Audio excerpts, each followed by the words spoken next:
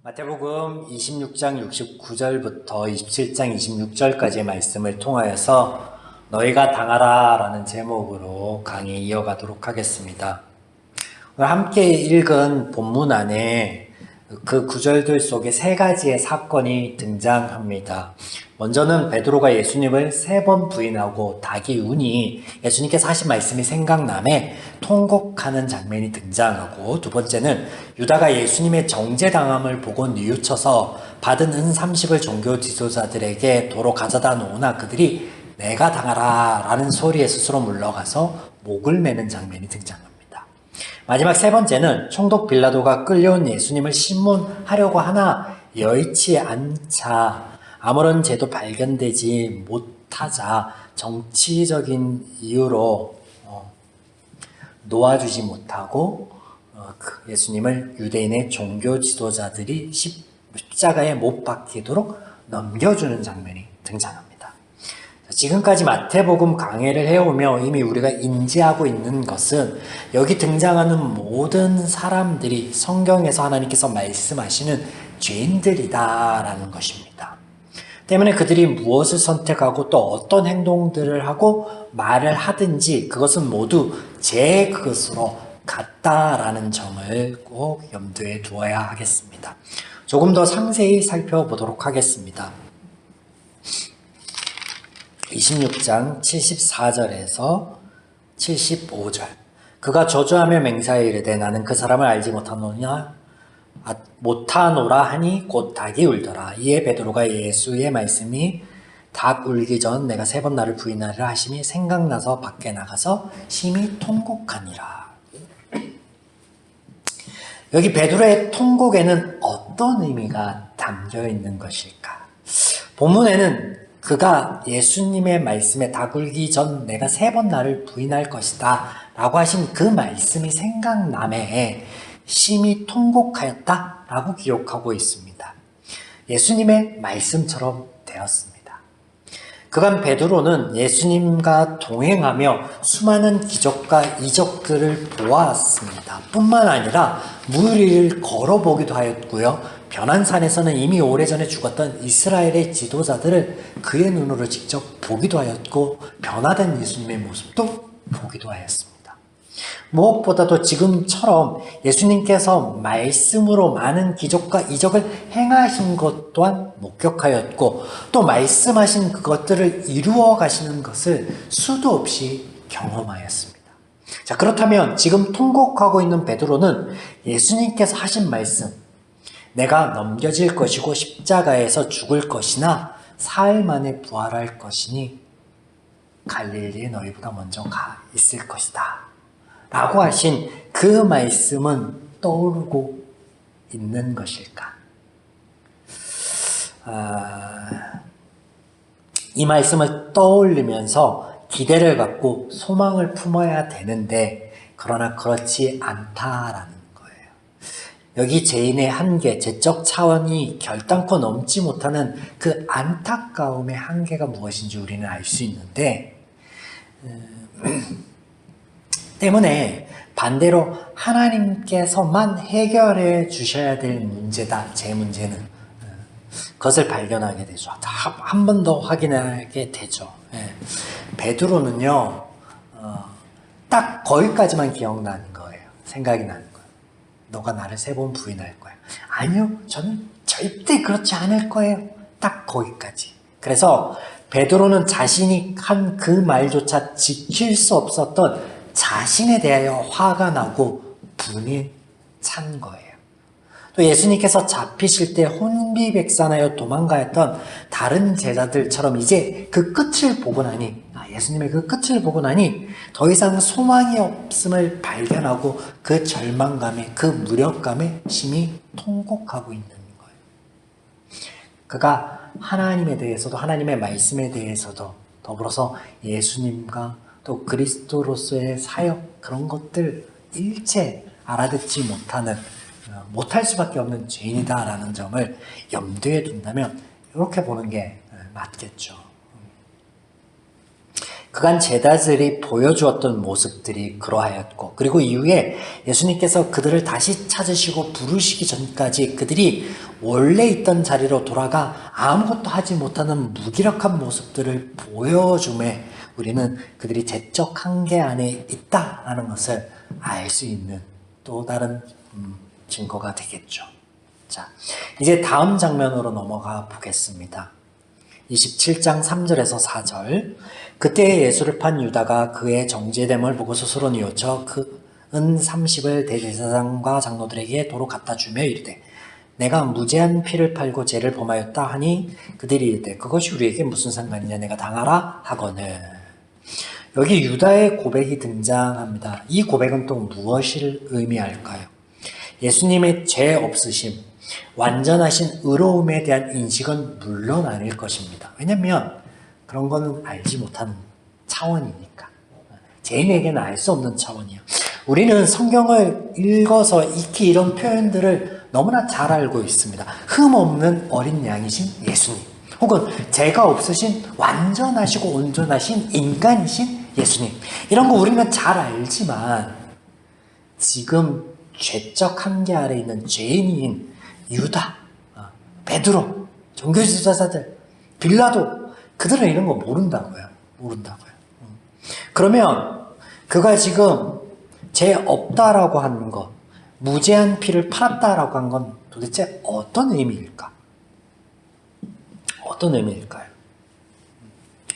이것은 예수님과 그의 제자였던 유다의 사이의 어떤 관계성으로 이해해 볼 필요가 있습니다. 그가 내게 특별히 잘못한 것이 없는데 내가 그를 넘겨주었다. 또 그가 넘겨줄 때의 마음은 그의 계산 안에 있었던 거죠. 그 또한 예수님을 따르며 그리스도가 세울 다윗 왕국의 번영 가운데 한 자리를 차지할 줄 알았는데 잡히고 죽일 것이라는 무기력한 말만 합니다. 그러면 그렇게 될 바에 그냥 내가 떠나야겠다. 그래서 예수님을 넘겨주게 되었는데, 그간의 관계를 되짚어 보니까 특별히 예수 선생께서 나에게 잘못한 것이 없는데, 나한테 잘 대해줬는데 내가 그 죄 없는 사람을 넘겨주었구나. 그런 어떤 관계성 안에서 지금 그걸 돌아보면서 내가 잘못했구나 하고 있는 거예요. 베드로가 느꼈던 절망감과 무기력함을 유다 또한 느끼고 행동하였던 것들이죠. 말하였던 것들이죠. 그리고 베드로는 그 자리를 떠나 자신이 있던 곳으로 돌아갔으나 유다는 어리석은 선택으로 자신의 삶을 버려버리죠. 이런 선택이 아니었다면 장담하건대 베드로를 찾아오셨던 부활하신 예수님께서요, 유다도 찾아가셨을 거예요. 자, 마지막 장면입니다. 백성들이 총독 빌라도에게 예수님을 끌고 와 그를 십자가에 못 박도록 넘겨달라 합니다. 네, 유대 종교 지도자들의 그들의 율법에 의하면 재판을 열 수 있으나 사람을 죽일 힘은 없습니다. 마땅히 로마로부터 권력을 위임받은 총독 빌라도를 통해야만 합니다.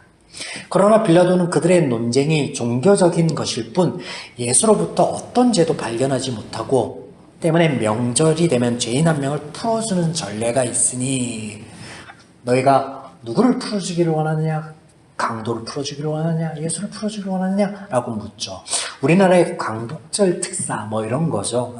특별 사면 제도가 있는데 풀어줄게. 이것을 두 번이나 물어봅니다. 17절과 21절에 그들이 모였을 때 빌라도가 물어 이르되 너희는 내가 누구를 너희에게 놓아주기를 원하느냐? 바라바냐? 그리스도라 하는 예수냐? 21절 총독이 대답하여 이르되 둘 중 누구를 너희에게 놓아주기를 원하느냐? 두 번이나 묻습니다. 왜 두 번이나 묻죠? 두 가지 이유가 본문에 등장하는데, 첫 번째 이유로는 아내의 꿈자리가 뒤숭숭하다라는 얘기를 들었어요. 네, 이 아내의 꿈 역시도 꿈 이야기예요. 꿈. 그리스도의 사역에 관한 이야기가 아니에요. 그래서 예수님의 죄 없으신 어린 양 이런 의미 아니에요. 그냥 꿈자리가 영 뒤숭숭한데 오늘 무슨 일이 있든지 지혜롭게 잘 좀 일처리를 하면 좋겠어 여보, 이렇게 이야기한 거예요. 그렇게 이야기를 했는데 신문을 하다 보니까 이 사람에게서는 사형을 시킬 만한 죄가 없어. 법적 근거가 없단 말이에요. 그럼에도 불구하고 빌라도가 성난 군웅 등의 목소리들을 들어줍니다. 그 이유에 대해서 24절에 이렇게 이야기하고 있죠. 빌라도가 아무 성과도 없이 도리어 밀란이 나라는 것을 보고 물을 가져다가 무리 앞에 손을 씻으며 이르되 이 사람의 피에 대하여는 나는 무죄하니 너희가 당하라.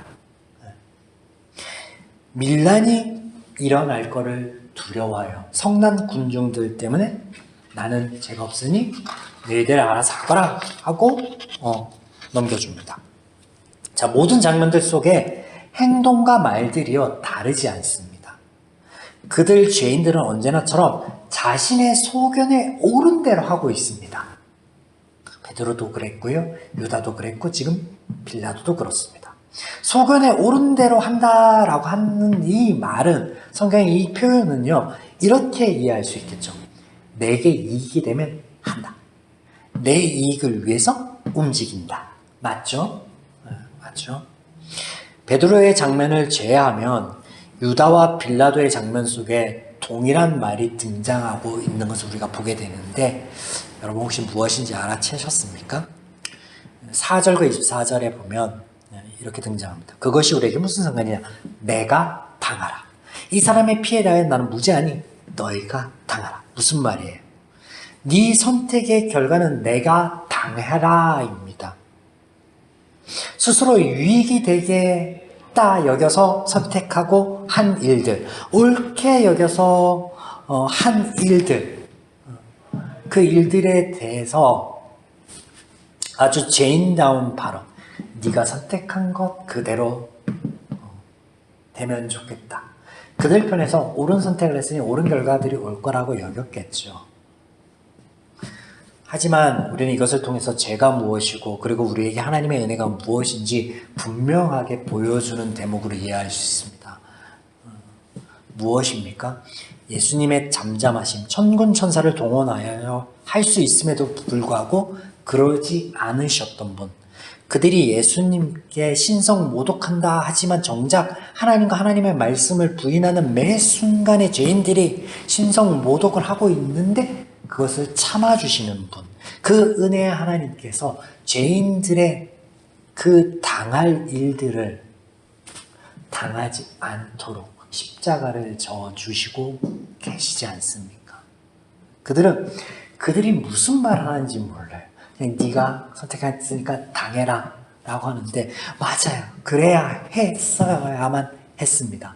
죄인들이 그 선택의 결과로 그 삶이 어찌해야 됐는지 우리는 구약 성서를 공부하면서 읽어오면서 너무나 많이 보았죠. 근데 그렇지 않도록 그들을 그 아픔 속에서, 그 죄 속에서 건져주기 위해서 당하지 않도록 해주시는 그 은혜의 하나님, 그 십자가 지심에 대해서 선포하시는 과정에서 이 죄인들의 이야기를 통해서 이것을 극명하게 우리들에게 보여주신다라는 거죠.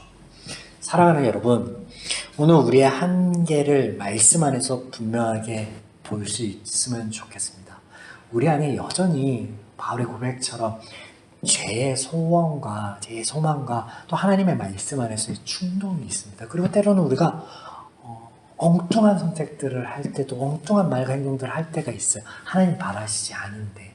그런데 그런 선택과 행동들 속에서 우리가 당해야 될 마땅한 그 아픔들, 우리 연약함을 아시는 그 하나님께서 그것을 선용하신다는 거예요. 역사하신다는 거예요.